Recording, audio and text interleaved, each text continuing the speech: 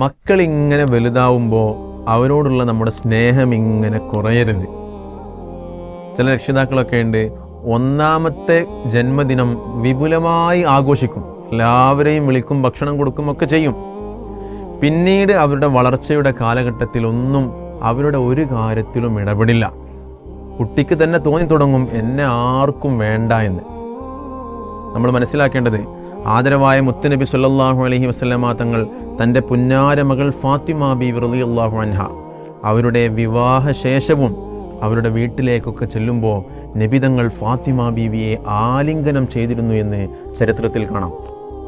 എന്തിനേറെ പറയുന്നു, നബി സല്ലല്ലാഹു അലൈഹി വസല്ലമ തങ്ങളുടെ വഫാത്തിൻ്റെ സമയത്ത് പോലും ഫാത്തിമ ബീവിയോടുള്ളൊരു കമ്മ്യൂണിക്കേഷനും ഫാത്തിമ ബീവിയോടുള്ളൊരു സംസാര ബന്ധവും എത്രത്തോളമാണ് ഉണ്ടായിരുന്നത് എന്ന് നമുക്ക് ചരിത്രത്തിൽ നിന്ന് മനസ്സിലാക്കാമല്ലോ.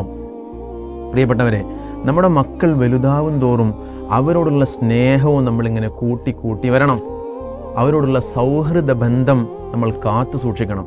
എന്നാൽ എല്ലാ കാര്യവും നമ്മളോട് തുറന്നു പറയുന്ന നല്ലൊരു സുഹൃത്തായി നമ്മുടെ മക്കളെ നമുക്ക് മാറ്റിയെടുക്കാൻ കഴിയും.